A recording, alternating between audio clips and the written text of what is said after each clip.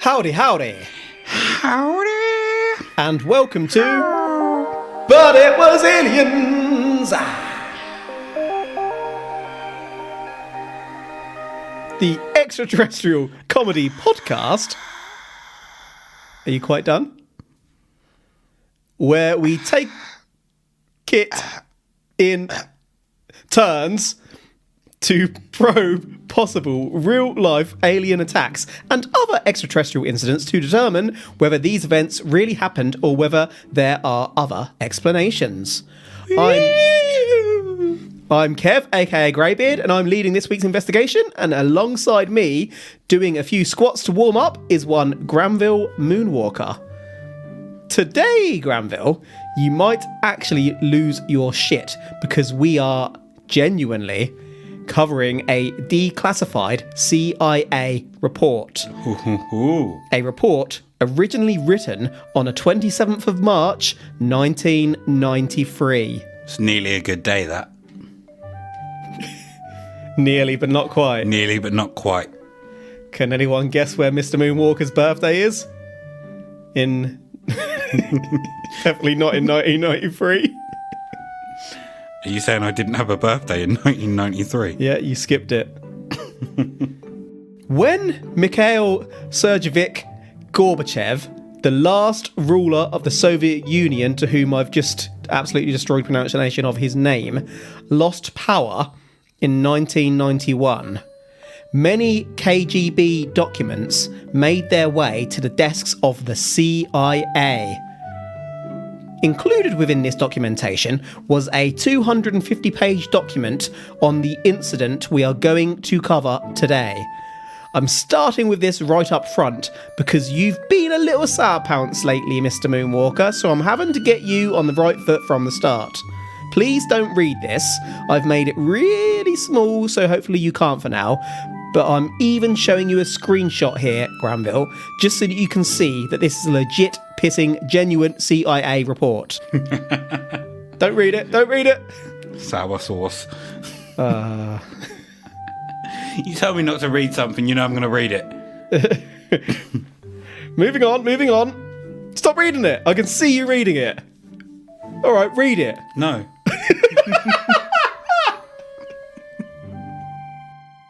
A military unit were training in Siberia in 1987. There were 25 military personnel at this training base. Was there any tigers? Not that I'm aware of. I appreciate that it's Siberia, but do the military often have tigers just wandering around Siberia. Training bases? Siberian tigers, so I just thought I'd ask the question. You said no, so I just left you to continue. Right. You know how it is in the military, right? You work hard, lumbering heavy equipment, miles and miles, handling equipment, touching equipment, figuring out how to get the equipment up, erecting equipment. But it isn't only that. There's also capturing the flag, red versus blue, taking blood gulch.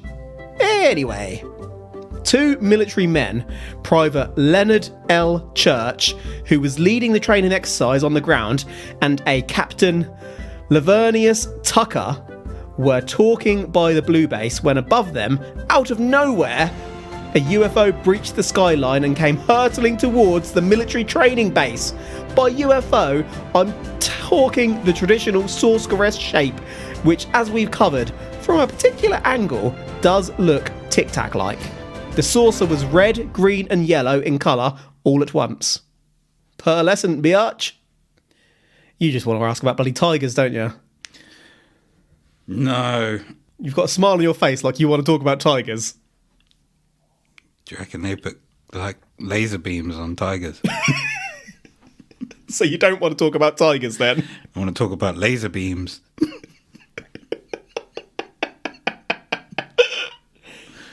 No, I do not think they put laser beams on tigers. What do you think they put laser beams on, then, if not tigers? Each other. Ooh. Were they tigers? No, they were military. Do you have any questions about the military base? No, I don't. But what about tigers? Have you ever met one? So this thing was Tic Tac-like. Yeah, it could have been, yes.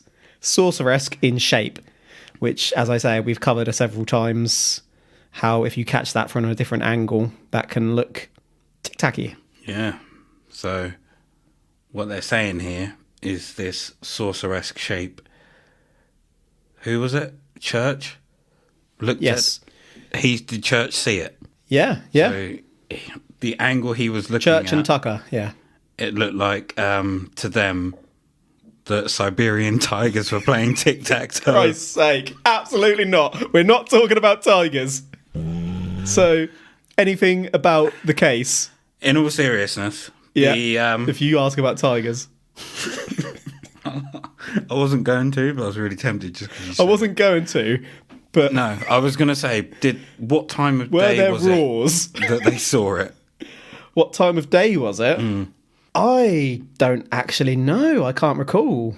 So the tigers couldn't have been sleeping at that time?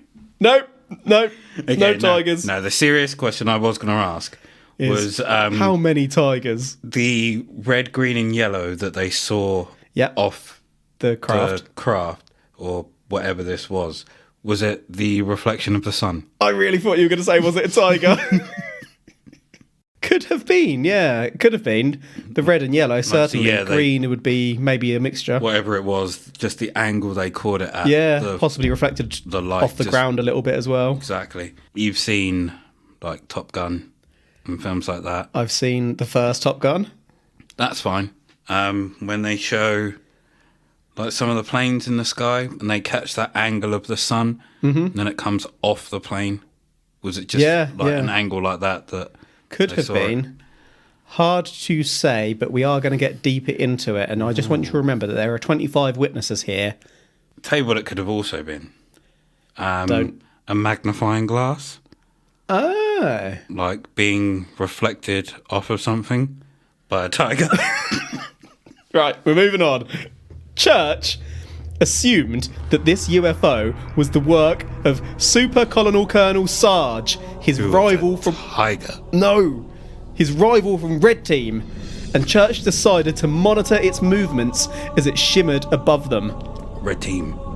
This UFO then dropped in the sky at rapid speed and began flying unusually low. Church remained firm on his order to monitor but not to engage the craft under any circumstances. Any. Manning the anti-aircraft systems, more specifically the S-300 surface-to-air missile system at this time, was one Captain M.J. Caboose. Caboose, too, had seen the UFO. Caboose was a bit of a... I don't want to say rogue or maverick, because that isn't entirely accurate. He was a tiger. By isn't entirely accurate, I mean not at all accurate, because Caboose had a reputation for perhaps being a little bit unwise. There's no way to dress it up. Caboose was not the brightest spark. The command rung out through the radios from Church. Do not fire. You've put a picture in here for me. Yes. Of a... Just for your own reference, it's the S-300 surface-to-air missile system. Oh, so what you will notice is... There's no tigers in it. It's stripy. Green with grey stripes. So it's still stripy? It's military, so it's going to be camouflaged, yes. Camouflage tiger. It's absolutely not a tiger. Have you even seen a tiger? It's an anti... You're like, yeah, I've seen a tiger. You draw a picture of a tank. It's an anti-aircraft tiger. I don't know where you grew up. The military were firing tigers into the sky at aircraft.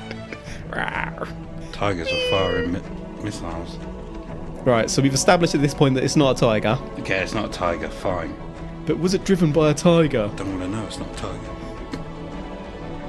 These surface-to-air missile systems tend to operate with both radar... No, with both radar... Absolutely not. Radar, targeting, and heat-seeking capabilities, for example, infrared detection. The missiles can readjust with continual input received from the ground radar and the heat-seeking measurements. Manning the system, Caboose heard the words, "Do not fire." And of course, Caboose, hit, fire. Because the tiger bit his caboose. I'm just going to ignore that now. The surface-to-air missile launched, and within seconds of that, boom! Direct hit. The saucer, by that point hovering low and slow, appeared to have been taken by surprise, almost as if it had heard the do not fire command and was struck square on. The craft hurtled towards the ground and crashed with an almighty thud. There was no explosion, however. Okay, so...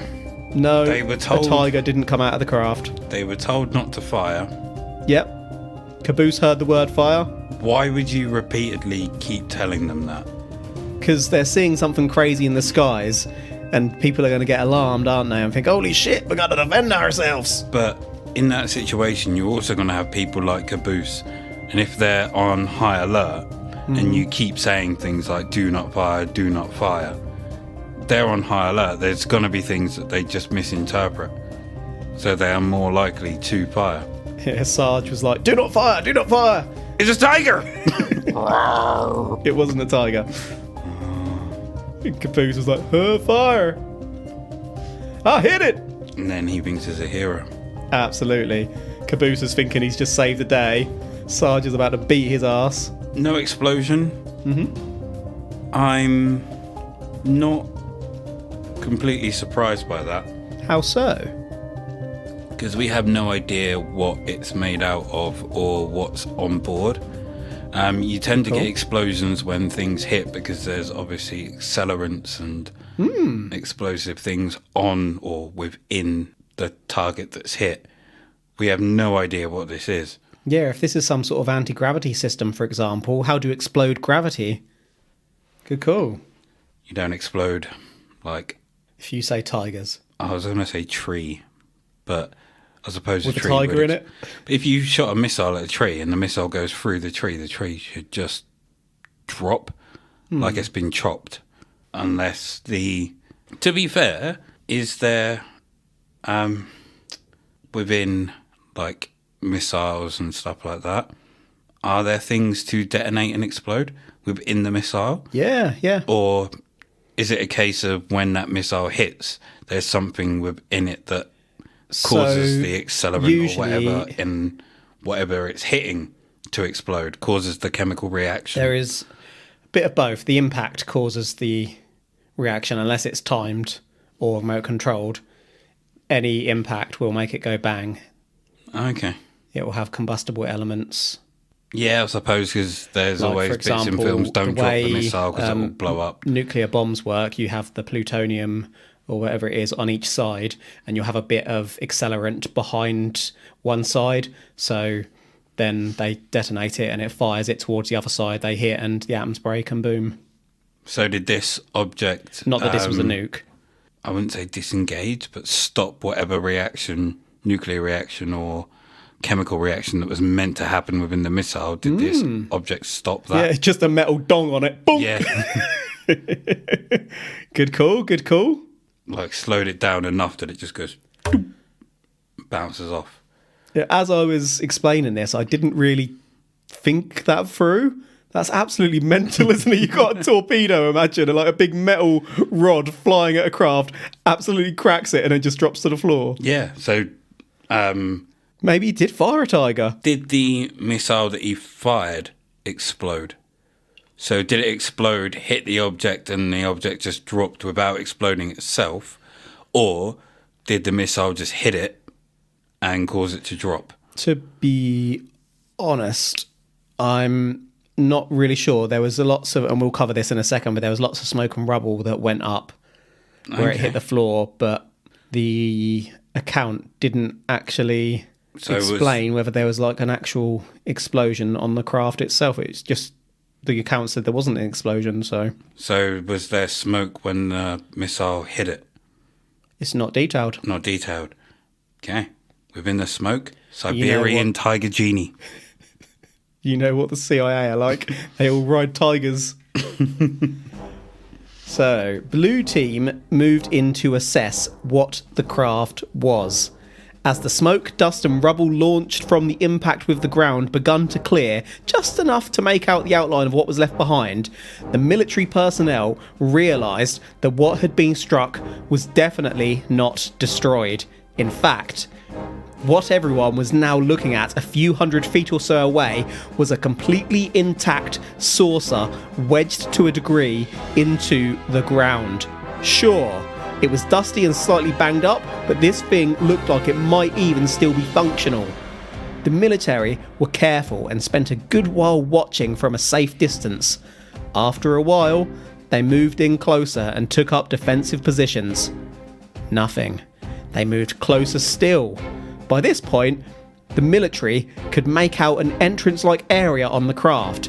It was indeed an entrance because suddenly a door began receding into the craft. A door opened. Out walked a tiger. It was tigers all along. It didn't, just to clarify. It spoke in the most elegant voice. Why, hello there. Like Shere Khan from the Jungle Book. That's not where I was going with the voice. Not at all. So it did damage the object. It was a little bit banged up, but not to a great degree. So did it scramble when the missile hit? Did it just scramble went down. its systems or anything? Possibly. We don't know. It's an unexplained or unidentified craft that just went down, and now a door is opened. Because by the sound of things, you could throw a tiger at this thing and it would hit it, and it would just come down. I'm just going to pause the podcast for a minute, go and edit this episode to mention tigers all the way through so that this makes sense. Because it's going to be too much work to cut all the tiger references at this point. I don't know why you would. It's When clearly did tigers. you become fixated upon tigers? Because I saw the word Siberian. That was literally it. There is nothing more, nothing less. As a child, I used to watch Tigers? nature documentaries. You still do. We talked time. about this a few weeks ago. Yeah, but I mean, like, all the time. And you still do. You go to sleep watching them. Yeah, but I don't finish them. Although, to be fair, I watched one on Title of your sex tape. Killer Whales the other day. On Kiko. The one from Free Willy. At some point, I'm getting a killer whale tattoo. Surprises me slightly that you don't have one now that I think about it. Might get one of a tiger with a laser beam. So this tiger walked out the door, and no one was expecting it. It was a regal tiger. Why is it regal? Because it's a fucking tiger. And it had So it's a tiger then? military suit on. And it was like, why did you shoot down my craft? Rawr. And all anyone heard was, and then they shot the tiger dead. Poor tiger. That's the end. Well, you've turned that incredibly sad. I'm not going to mention. That's the end. I'm not going to mention tigers after that phrase anymore. Promise. All right. Now, if you happen to bring them up, it's fair game. I haven't brought them up through the whole episode. It's a lie, but carry on. From the door to the craft, visible though covered in rubble, silhouetted by the bright lights behind them, emerged 5 dark figures. The figures were short, with oversized heads and very large eyes, so I guess you could describe them as most likely to be greys, though nowhere could I find that terminology used. What are you doing? Mr. Moonwalker is sat opposite me here, acting out every word that I'm saying, and laughing at himself doing it. As they emerged, the military could make out that they appeared to have a silvery grey-like complexion. These figures quickly gathered outside the craft, and to the 25 military personnel looking on in sheer amazement, the figures appeared to take each other by the hand before they begun merging into one single ball of light. A buzzing sound begun. The ball of light increased in size, almost as if a brilliant white sun was forming behind their very eyes before that bastard went supernova. Yep, the ball of light exploded.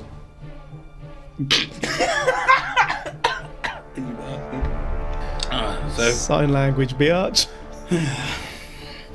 what I was actually doing was trying to get him to tell the truth to you people and let you know what it really was. You looked like the person who translates late at night on TV. You switch on channel 2 at like 1 in the morning. There's a person signing. Thank you for that. Are you going to talk? Because this is an audio. It is. I'd love to transcribe it for our hearing I'm not impaired allowed to listeners, because but I said I wouldn't mention it, so I'm not going to mention it. So anyway, where were we? I don't even know. You're derailing me here quite significantly. Ball of light exploded. Did it hurt anyone? They all held hands, merged into one. We'll cover what happened next. At the moment, I'd like to hear your ideas. So they walk out and they kind of Scissor each other. detonate themselves. You could argue that, yep. Just they didn't have to do the. They just walked out and done it. Yes, they're unlikely to be predators. That's disappointing. You said we're going to go on to what happened, so We are, yeah. we will find out if it hurt anyone. Or, ooh, is this their way of infecting people Ooh, with what? themselves? What, like So an STD? They kind of blow up and turn into some kind of microorganism, go into the deep cells of someone else, and then grow out of them like a chest buster. That's interesting. Or that from that point they're able to take control of those people that are within that vicinity of the explosion, and therefore take over the world. I like where your mind is at. What are we going to do tonight, brain? The same thing we do every night, Pinky. We're going to take over the world. Please tell me you've seen Pinky in the Brain. I have. Good. I was just trying not to pop. Of the 25 military personnel watching on, 23 were toast. Toasties! Well, that's not entirely accurate. Bizarrely, the 23 closest to the explosion of light, rather than exploding or disintegrating, quite literally turned to stone poles. The petrified expressions of these individuals were captured forevermore in their solid, stony sculptures. All that was left was the stony poles and the accounts of the 2 survivors who were stood further away monitoring the events. Being a pussy pays, son. Those 2 survivors were stood in the shade of their post and therefore were protected from the brilliant white light. These survivors called in the events to control. A team was quickly dispatched and the remains were transferred to a research institution near Moscow. So they Medusa'd them. They pretty much Medusa'd them, yeah. They all Megazorded up and then Medusa'd them. Mega Medusa. Megusa. Do we have any proof of the 23 statues?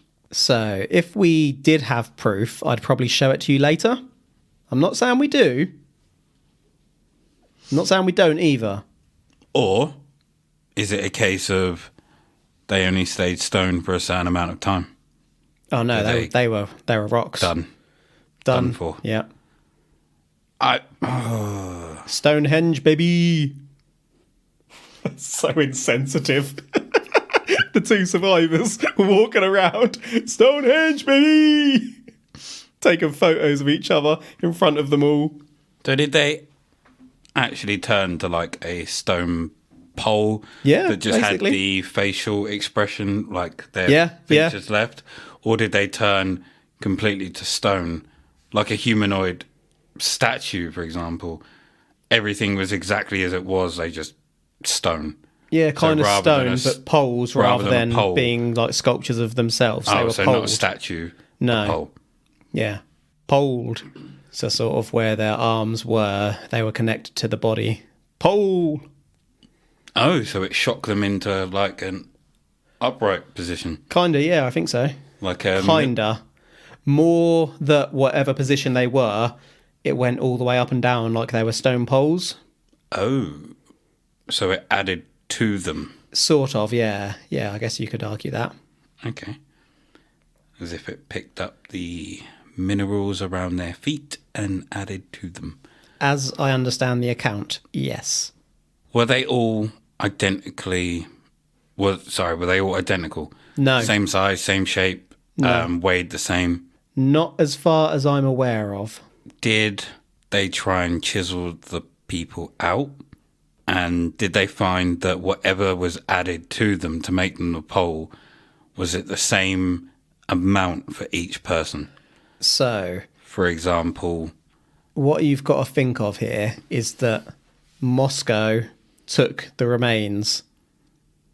I'm sure there would have been documentation, and didn't all this documentation cross the desk of the CIA? So the account of the event crossed it. I'm not saying the evidence made its way to the CIA, because it went to Moscow, son.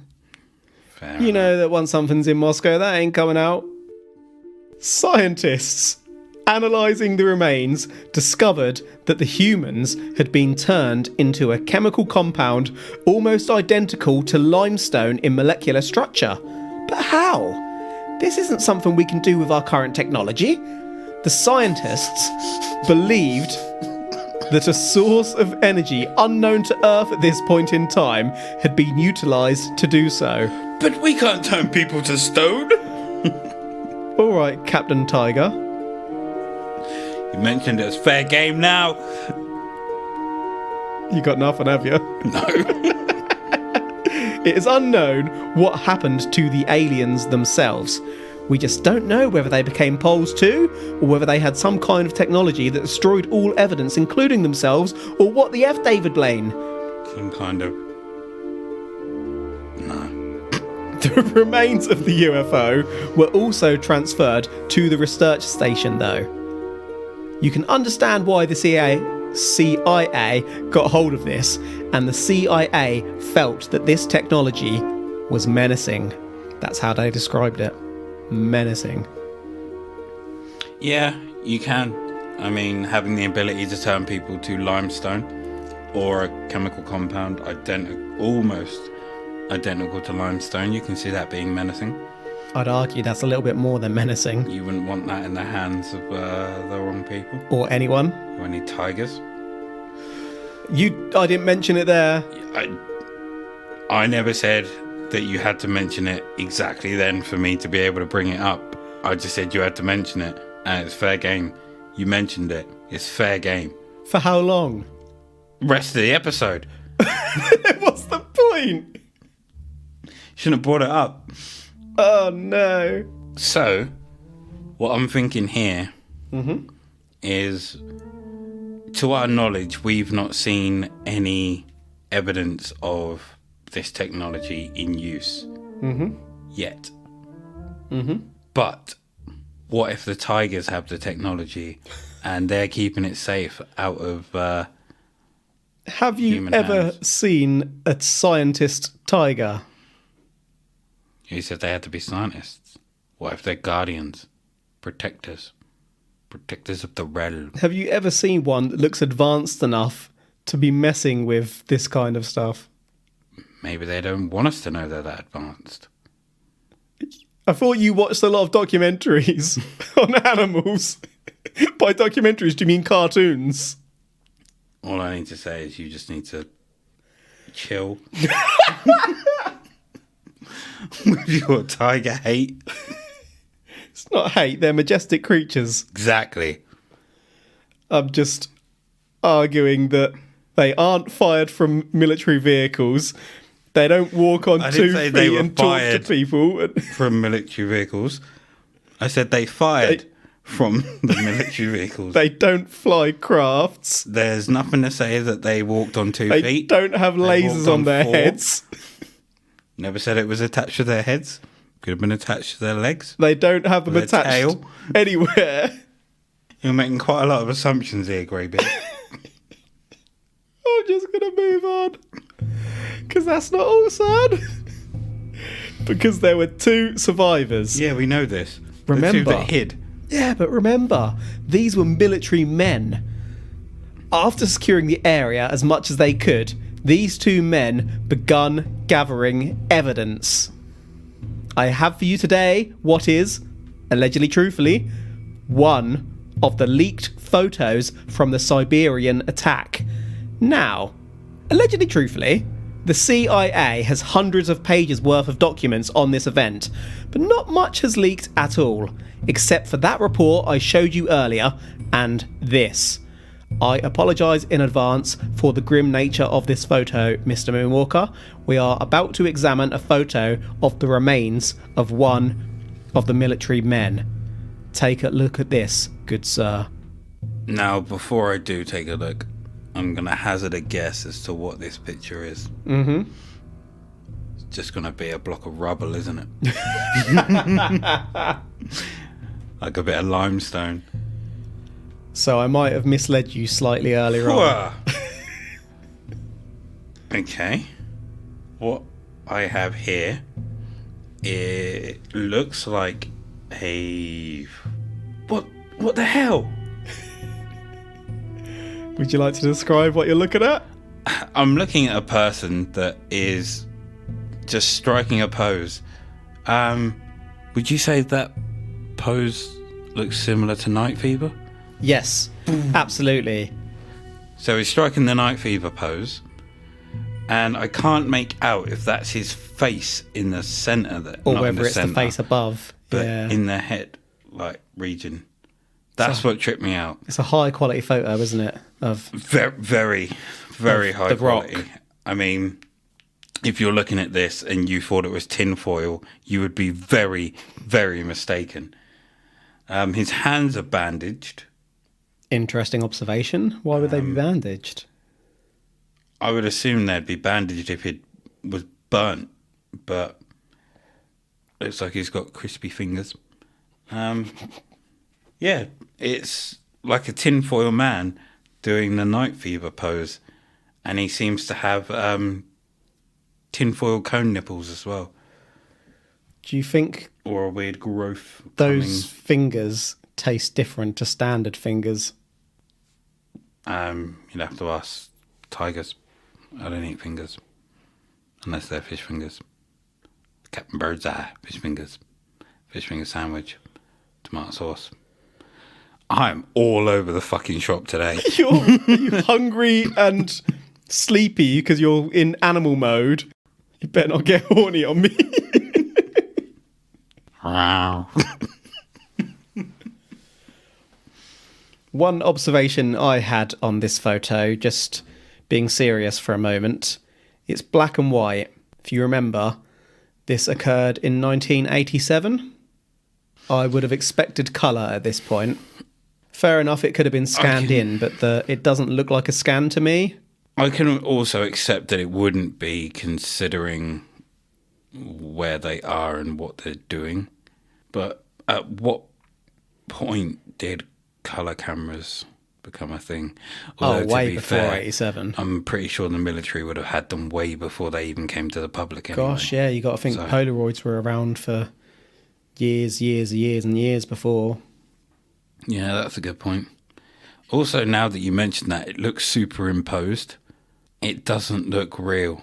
Well, you say Like, that, but the edges aren't blurry. No, they're not. But if you just look at the top, so that Night Fever arm that's at the top, and then look at the trees in the background, looks a bit Photoshoppy. I also think Night Fever. that he doesn't look that stony to me. He looks a bit frozen, like his jacket is a bit, again, crispy from the ice. Yeah, He's Captain Crisp over here. That's a good point. But he's not really full stone. Has he been in the ice for too long, and that's why his hands are bandaged and look like they're like sore. Yeah, night fever person does look like they've got snow on them and aren't really stony. Yeah, sorry guys, but we mentioned right at the start that this one is a declassified. Easy for me to say. Declassified CIA report. That report is a translation of a report from a Ukrainian newspaper called Ternopil Verchini. Okay, so it's from a newspaper, but ask yourself, why would the CIA keep this report? Admittedly, the original newspaper report did state that the original source for this story was the Canadian conspiracy magazine Weekly World News, and the Weekly World News was well known at the time for publishing bonkers fiction news articles, but still, why would the CIA keep it? Why, Granville? Why? Tiger studies. Tiger. Do you reckon they kept it just so they didn't get tricked by it again in the future? Maybe. Maybe they thought it was funny. If they kept it and then got rid of it, and then 10 years down the line, this story comes out again, they're like, ooh, shit, we better investigate. Totally forgetting that they'd already investigated it and it was bullshit. Maybe. Or they may have found it funny, the fact that the Russians may have thought it was real. Maybe, because it's sort of originally in Russian. Or was it? But maybe if it was, they couldn't actually read it all, and so they saw that it was like a UFO event and they thought it was genuine. That's a very good point. Whereas it could have just been the Russians taking the mick out of the original story. Well, look at these stupid bastards. We've got through nearly a whole episode on a Russian topic without mentioning a certain Wang. Ruined it. Well, I wasn't going to mention it. Summarising today's case, we've covered tigers and a Russian military training exercise in Siberia in 1987. A UFO suddenly appeared in the sky. The Sarge thought this probably was part of a training drill and sent an order to all units to watch, monitor the craft, but not to fire under any circumstances. Caboose heard that and fired. Caboose had been manning the surface-to-air missile system, which operated by dual targeting, including radar and heat-seeking. The SAM scored a direct hit. The UFO crashed, but remained fairly intact. 23 military personnel approached whilst 2 looked on from their scout post. 5 dark figures, similar to Grey's, emerged from the craft and begun holding hands. The aliens turned into a great white light and exploded, turning the 23 military folks to stone. The 2 survivors called it in and took visual proof after securing the perimeter. A team was quickly on the scene and transferred the stony remains as well as the craft to a research institution in Moscow. The CIA got wind of this case and the menacing technology and filed the reports, which had leaked from Russia after the collapse of the Soviet Union. It turns out that this report may have originated from a less than reliable newspaper.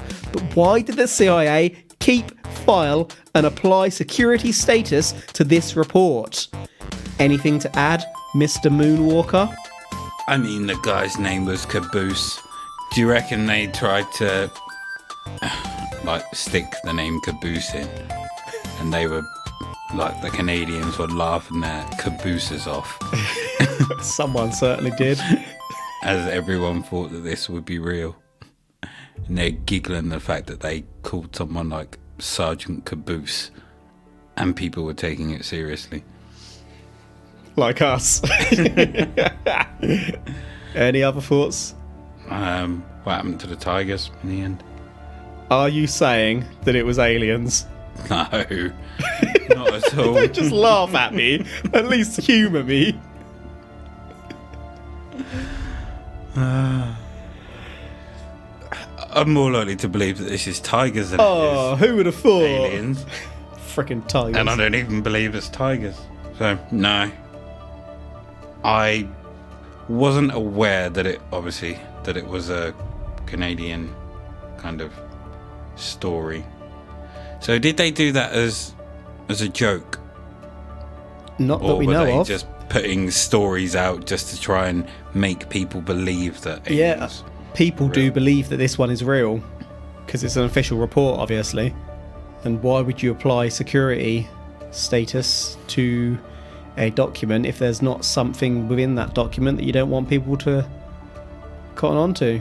I think some people in Canada were having a laugh with this one, and it got out of hand. But it got to the point where they couldn't actually admit that they were having a laugh because it got so out of hand. So they just left it. They were like, nope, not touching that. Can stay there. And then there's people going around thinking it's real. So for me, it's not aliens. This is a wild story told to either make people laugh or to try and convince people that aliens are real.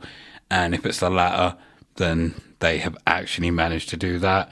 Yeah. So, kudos.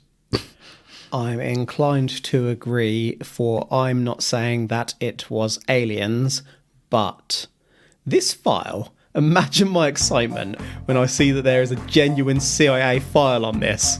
I'm downloading files, I'm locking my doors, falsifying my IP address, I'm stocking up on cans of dog food because I know that these bastards will come for me with what I've found. But then I dig a little further, I find there's a less than reliable newspaper involved and shit.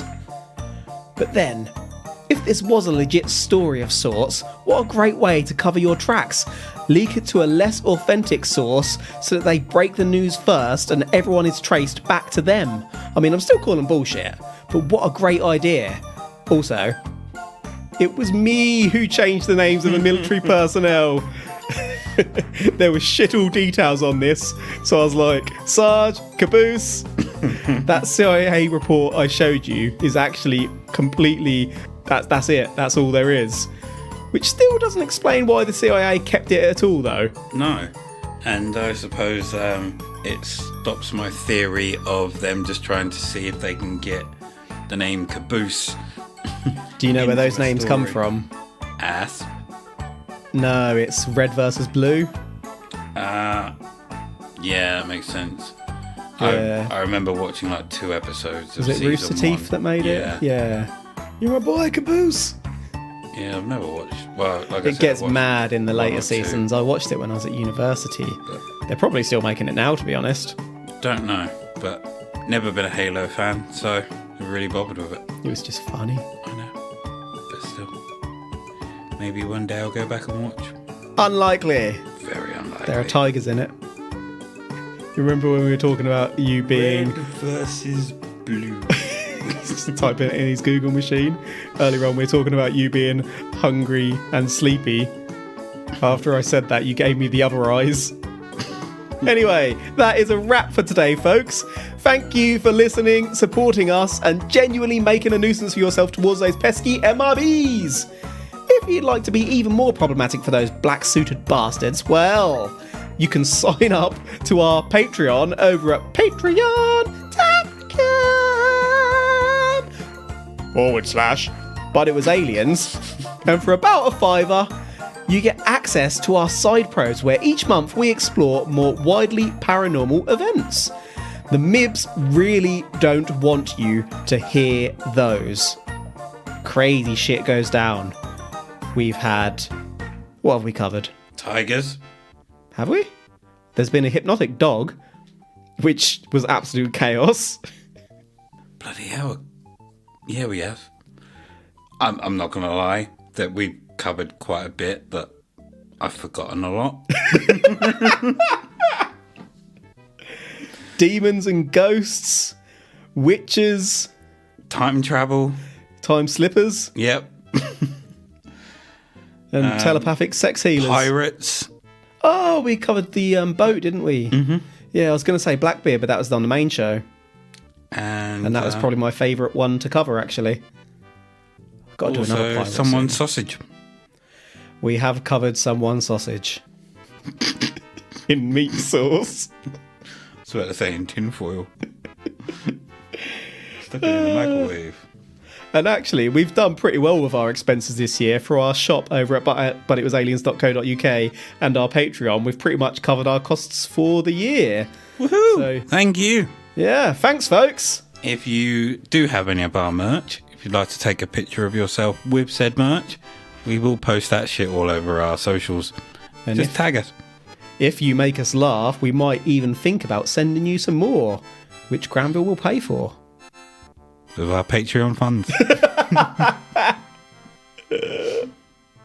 But no, seriously, do it. Anyway, if for some reason you enjoy what we do and have a suggestion for a future case, you can drop us a message on the Twitter. @ButItWasAliens. We also have an On the Twitter shirt now. We do, live in our store. You may have seen it. It's one of our favourite pieces. You can also check our socials. I may model it. On the catwalk. On the Twitter, yeah.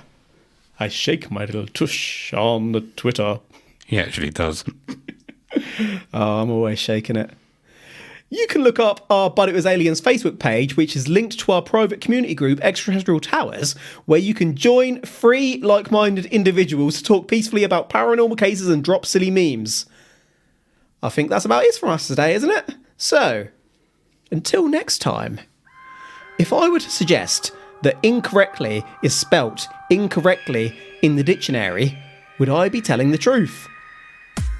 The truth is up there. In the dictionary. #.